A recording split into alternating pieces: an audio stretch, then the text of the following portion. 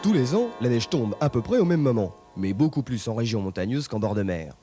Or, la ville du Havre a une maison familiale à Montgenèvre, en pleine montagne. Ainsi, chaque année, des classes du Havre découvrent avec émerveillement les 1000 plaisirs enchanteurs de ces régions de rêve. Quels sont ceux qui sont déjà allés en montagne? 1, 2, 3, 4, 5. Et qui est-ce qui n'a jamais vu une montagne? Faire découvrir sur le temps scolaire un autre environnement, tel est l'objectif poursuivi par la ville du Havre avec ses classes de neige depuis 25 ans.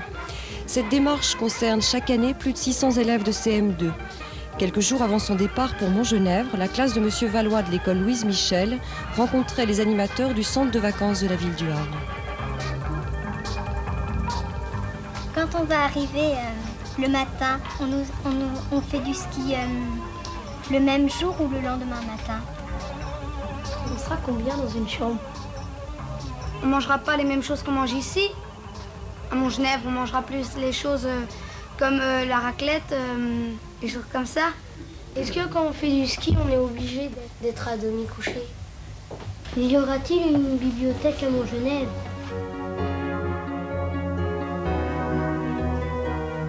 Quand on part en classe de neige avec des enfants, les rapports sont complètement changés. En classe, on est le maître et on a certains rapports avec les enfants. Et quand on est en classe de neige, on est à la fois le maître et on remplace aussi les parents. Les relations avec le maître sont tout à fait différentes, à la fois quand on part et surtout quand on revient.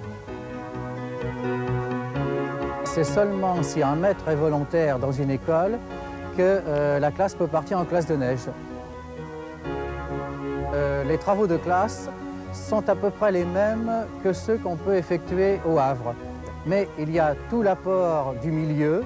On étudie beaucoup plus dans les activités d'éveil, la montagne, la vie à la montagne, la faune, la flore, plus que ce qu'on pourrait étudier au Havre. Les enfants tirent d'autant mieux parti du séjour qu'il dure plus de 3 semaines.